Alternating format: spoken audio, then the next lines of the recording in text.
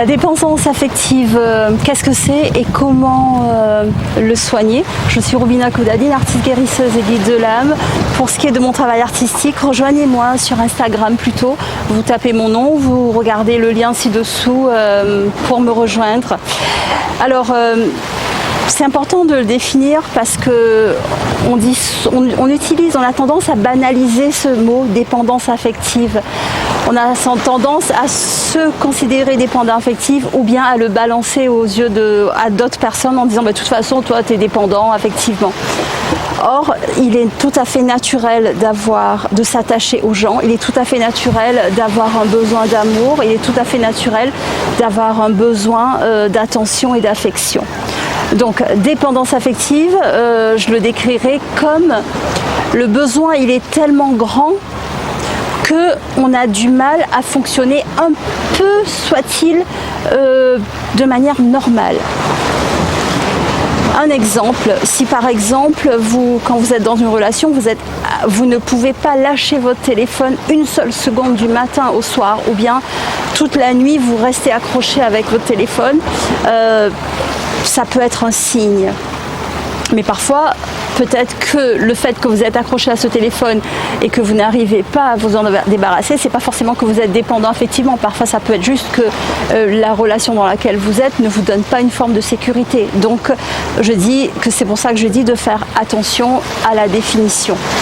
Donc, un autre signe, ça peut être que on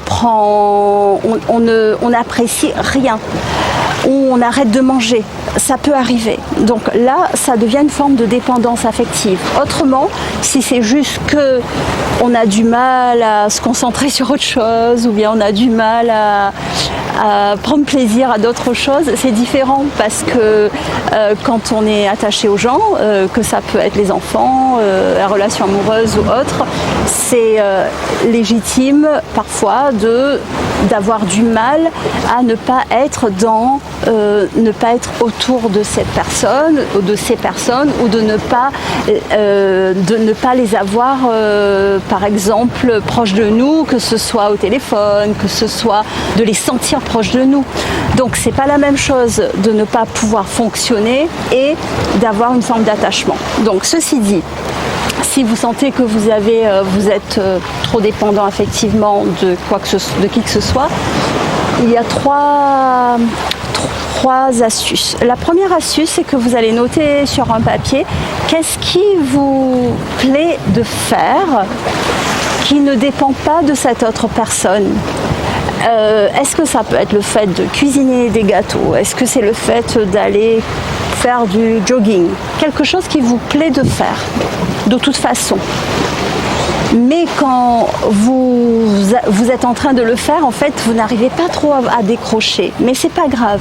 S'il y a quelque chose qui vous plaît de faire, je vais vous proposer de les noter et puis de temps en temps de vous motiver à le faire, quoi qu'il se passe. C'est-à-dire, même si vous ressentez que vous avez absolument besoin de l'attention de quelqu'un, ou bien que ça vous ronge complètement de ne pas être près de vos enfants, ça ne veut pas dire qu'on ne ressent pas la chose. Ça veut juste dire que malgré tout, on va se motiver à mettre une attention à faire autre chose, de toute façon. Cuisiner le gâteau, aller faire un jogging, aller vous mettre près de la mer. Donc il faut identifier déjà et se connaître déjà un petit peu pour savoir qu'est-ce qu'on peut aimer faire de toute façon. La deuxième chose, c'est une forme de méditation. La méditation, c'est pas forcément de rester comme ça. La méditation, ça peut être tout simplement quand on fait la vaisselle, je fais la vaisselle et je suis juste en train de faire la vaisselle. Même s'il y a des pensées dans ma tête, c'est pas grave. Et moi, je suis concentrée sur ma vaisselle. C'est une forme de méditation. Donc j'ai parlé de cuisine, maintenant je parle de vaisselle. Mais ça peut être tellement de façons de méditer, c'est-à-dire on est concentré. Le fait parfois de faire du sport, c'est aussi une forme de méditation. Donc absolument, prendre le temps, même si on n'en a pas envie, prendre le temps de le faire. Si vous êtes croyant, bien sûr, prenez un moment pour prier, parce que quand on médite ou quand on prie, parfois on peut ressentir une forme d'attention ou d'affection qui vient au-delà de notre propre personne, au-delà de notre corps physique. Ça peut être une attention qu'on ressent peut-être qui vient de notre âme, qui vient du soleil, qui vient de Dieu, peu importe donc en quoi vous croyez. Donc même si on n'a pas envie, on le fait, on essaie de le faire pendant quelques minutes, quelques secondes. Le troisième, oui, le souci aussi, c'est qu'avec cette histoire qu'on n'a pas envie de faire autre chose, c'est que souvent, en fait, c'est comme si notre besoin d'exister ou notre existence presque, elle est liée à cet autre. Et c'est vrai que c'est très beau, notamment en amour, c'est très poétique et c'est très beau de dire que mon existence quelque part, elle est liée à cet autre être. Cependant, parfois, cette existence, on peut le ressentir vraiment au point où on n'a plus envie de manger, par exemple, où on n'apprécie plus notre nourriture. Donc parfois, cette incapacité d'exister, elle vient de nos blessures du passé. Et donc guérir des blessures du passé et particulièrement de cette incapacité de fonctionner sans les autres peuvent venir vraiment du fait que par exemple dans des relations passées on n'a pas été choyé ou bien on n'a pas été considéré ou entendu.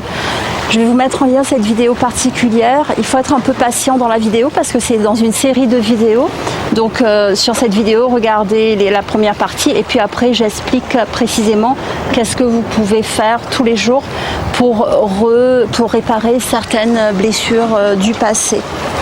Donc mais je reviens sur ce que j'ai dit au départ, c'est que ne pas se juger trop rapidement et ne pas juger les autres trop rapidement en disant oui de toute façon moi je suis dépendant affectivement ou alors oui de toute façon toi tu es dépendant affectivement, ne pas faire ça parce que le besoin et le besoin de considération, d'amour et d'affection est tout à fait normal et naturel quand on entretient certaines relations, certains types de relations.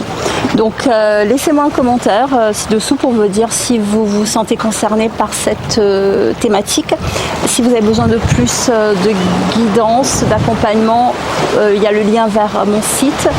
Et puis bien sûr likez la vidéo et cliquez la cloche de notification et abonnez-vous à la chaîne pour recevoir d'autres partages de ce style. Et je vous dis à très vite, à bientôt, merci.